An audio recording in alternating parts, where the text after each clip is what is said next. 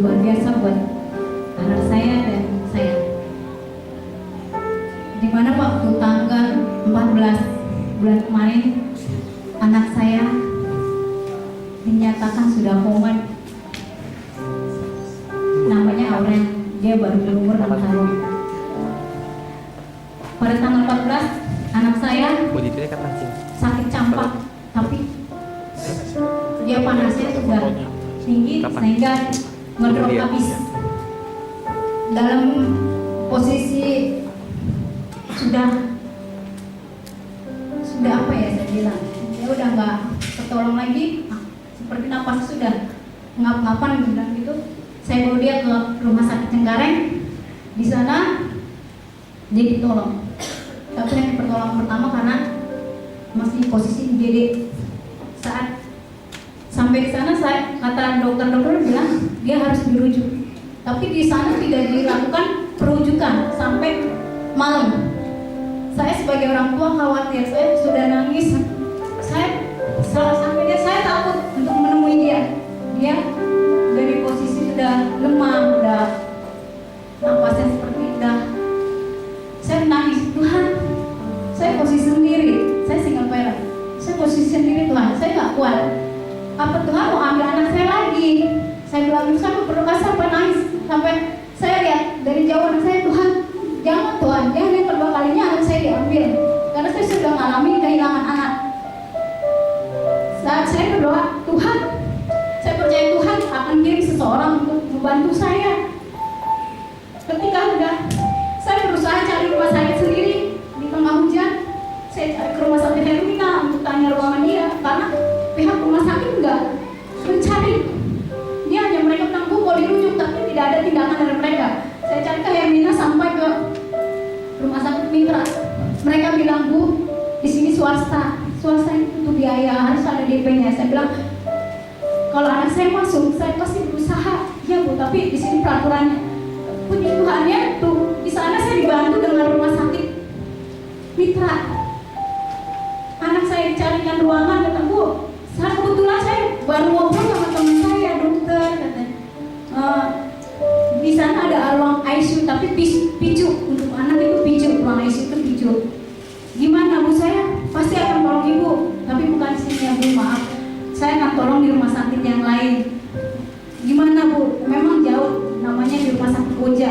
Saya bilang dimanapun nggak apa-apa, yang penting anak saya ketolong. Saya nangis di sana karena saya nggak ada daya, nggak ada istilahnya, nggak ada apa ya. Saya berpatunya gini, Tuhan, ini ya seorang yang nggak punya duit, yang nggak punya apa-apa gitu, kayaknya semuanya tertutup. Tuhan, saya harus berbuat apa untuk anak saya? Saya nangis, saya sampai seperti ya, mungkin kalau dikatakan seperti orang gila ya, saya katakan saya sudah seperti orang gila. Saya cari, puji Tuhan ya, rumah sakit Mitra bantu saya cari rumah sakit. Akhirnya saya di sana, dan sampai di sana saya ketemu dengan hamba Tuhan. Dan ini anak saya yang dari PPA yang dikatakan donatur anak datang. Nah, Kak, gimana udah dapat rumah sakit belum? Tapi ada dari rumah sakit Mitra bilang begini-begini, saya ceritakan. Langsung saya temuin dokter rumah sakit Cengkareng, saya bilang anak saya dirujuk, saya siap. Kata dokter Mitra ada rumah sakit Koja gini-gini, saya ceritakan semuanya. Terus saya malah domelin dengan mereka, bilang gitu, Ibu, kenapa Ibu cari sendiri? Di sini kan ada. Saya bilang, Pak, kalau memang di sini ada, kenapa anak saya dari pagi sampai sekarang belum dilayani, belum sampai berangkat sampai sekarang? Dia kan butuh pertolongan. Anak saya udah nggak sadarkan diri. Bapak sendiri udah bilang, Ibu berdoa. Dari situ pun dokter udah angkat tangan. Saya bilang, terus kata mereka bilang, iya tapi kan Ibu seharusnya bilang. Saya mau bilang, di sini bilang dirujuk harus ada duit. Sedangkan saya nggak ada duit. Saya mau masuk anak dulu, nanti selanjutnya kepala jadi kaki jadi kepala pun nggak apa-apa, namanya orang tua seperti itu. Saya sampai berkata, akhirnya jam 1:30 anak saya berangkat. Sebelum berangkat, anak dokter bilang begini, Bu, ini anak Ibu sudah koma, sudah kritis, harus ada alat untuk bantu napasnya, ventilator namanya, itu untuk memacu jantung juga. Ibu, dia harus dipasang seperti itu. Ibu harus tanda tangan 50-50 ya Bu, bukan 50 lagi Bu.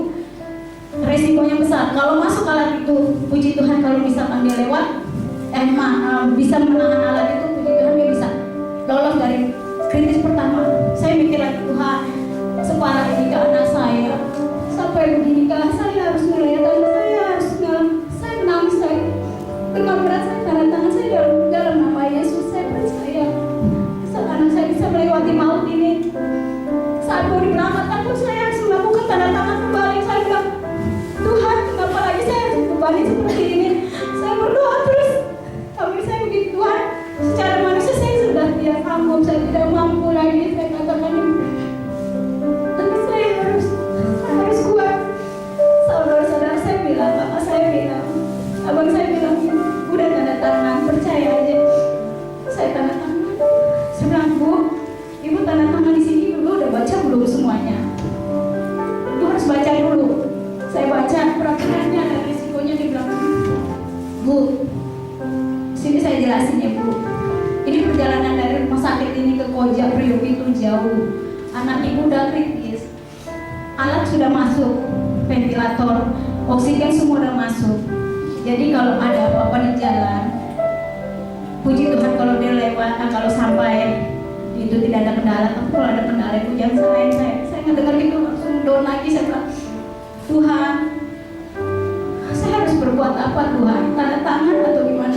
Seperti saya bilang, lebih baik dia di sini, nggak apa-apa kondisi apapun saya terima dia di sini. Tapi saudara saya bilang, udah pasrah aja, percaya kalau dia selamat, bisa dia cuma berobat kok, cuma sakit biasa. Saya dikuatin seperti itu, saya dihibur. Akhirnya saya beranikan diri, saya bilang, baik saya tanda tangan, tapi saya nggak mau ikut ke rumah sakit sana karena saya udah dengar resikonya seperti apa. Saya takut di saat di perjalanan itu anak saya ada apa-apa, mungkin saya ikut mati juga kan. Udah berpikir begitu. Akhirnya mama saya, kakak saya, dan kakak saya berangkat.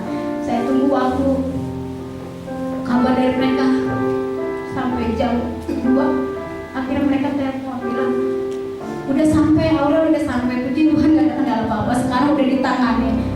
Saat itu saya berdoa, Tuhan terima kasih, saya sudah sampai, dan sampai ke rumah sakit aja saya udah bersyukur luar biasa karena itu seperti udah penyelamatan. Anak saya sudah sembuh seperti saya seperti itu. Akhirnya pagi-pagi saya, karena saya di rumah dengan yang kecil, saya ke rumah sakit pagi-pagi. Saya datang, kakak ipar saya bilang gini, udah kamu jangan nangis ya, kamu jangan nangis. Sekarang Aurel udah ditangani. Sekarang kamu belum bisa lihat dulu karena ruang ICU itu tertutup dan itu nggak bisa sembarang dilihat. Kamu harus ngurus BPJS. Begitu saya ngurus BPJS selama 3 hari saya nggak lihat anak saya, tapi kakak saya kasih foto, kasih unjuk foto anak saya lihat, saya sedih banget.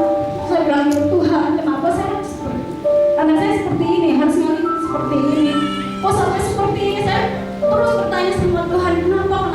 Akhirnya kakak saya bilang, udah kamu berdoa aja, jangan nangis. Itu batin kamu sama batin dia terikatnya kencang. Jadi saat kamu down, saat kamu nangis, itu anak itu kontak, nanti dia malah nambah kritis.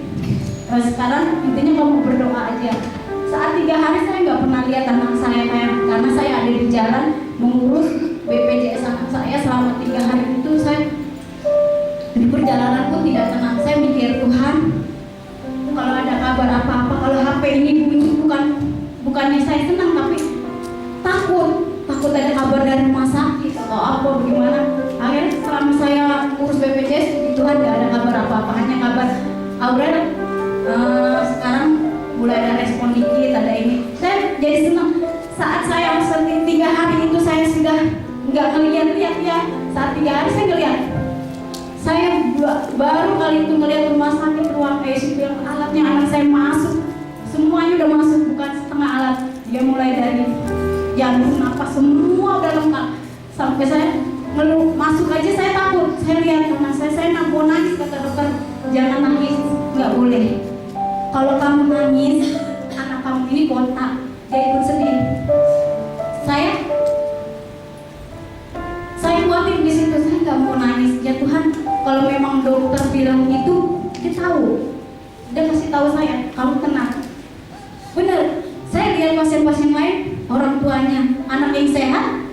belum begitu koma, tapi orang tuanya nangis-nangis. Mereka bukan semakin sembuh tapi makin kritis. Saya bilang, saya udah ngeliat kenyataan itu. Akhirnya saya, oh iya, mungkin ya Tuhan, dokter tuh lebih tahu gimana. Saya diajarin. Saat saya setiap hari doa, ke ruangannya doa terus, sambil saya puji-pujian. Itu ya saya lakukan setiap jam kunjung. Saya berdoa, ngajak dia nyanyi sampai dia mulai dari koma, dia nggak sadar, sampai dia melihat saya terus, sampai saya bilang sama pasien-pasien lain, itu hamba Tuhan, itu pendeta. Saya sampai dicap seperti itu pendeta karena saya Pak Alkitab, dan saya selalu bacakan dia di Mazmur 91 ayat 1 sampai 16. Itu yang selalu saya bacakan, dan saya selalu sebut nama dia. Saya percaya Tuhan, saat saya sebut nama anak saya, saat saya sebut nama, saya percaya Tuhan menyatakan mujizatnya. Saya rindu Tuhan, mujizatmu yang dulu sampai sekarang itu ternyata anak dan orang-orang yang rasakan mujizatmu pasti saya rasakan juga. Nggak ada yang mustahil Tuhan. Mau yang seperti apapun anak saya bisa lewati itu, saya katakan Tuhan, kau lihat seorang ibu yang lemah ini saat berdoa, aku percaya matamu tertuju pada aku dan pada anakku. Kau tidak buta Tuhan, kau tidak tuli. Anakku pasti sembuh, dan puji Tuhan, selama 2 minggu lebih dia koma, tapi saat ini dia bisa berdiri dengan saya. Satu keduanya saya. Tapi dia belum sempurna. Karakternya belum seperti yang dulu. Dia masih mencari ke dokter itu karena dia karena ngedrop habis, karena seperti TV yang mati, tiba-tiba dinyalain, masih mencari channel. Kamu harus sabar. Saya bilang, Tuhan, kondisi apapun anak saya akan terima dia. Saat itu Tuhan mungkin uji saya. Anak saya nakal yang luar biasa. Saat ini dia seperti cari-cari sesuatu. Saat dia sadar pun dia kok tidak mengenal saya. Sebagai orang tuanya dia tidak kenal saya. Dia kenal saya, dia raba-raba. Seperti apa? Dia raba saya. Semua yang dia lihat dia raba. Tapi saya percaya Tuhan, anak saya pasti akan pulih 100% seperti yang dulu lagi. Saat ini saya sudah sembuh, dan saya percaya mujizat itu akan saudara rasakan juga seperti saya. Intinya memang yang dikatakan doa. Itulah saya setiap hari memang puji-pujian yang saya selalu naikkan di waktu senang pun saya selalu bernyanyi, walaupun sepotong atau hati saya, hidup saya tanpa naikkan pujian sepertinya tidak enak. Itu yang saya lakukan, berdoa dan puji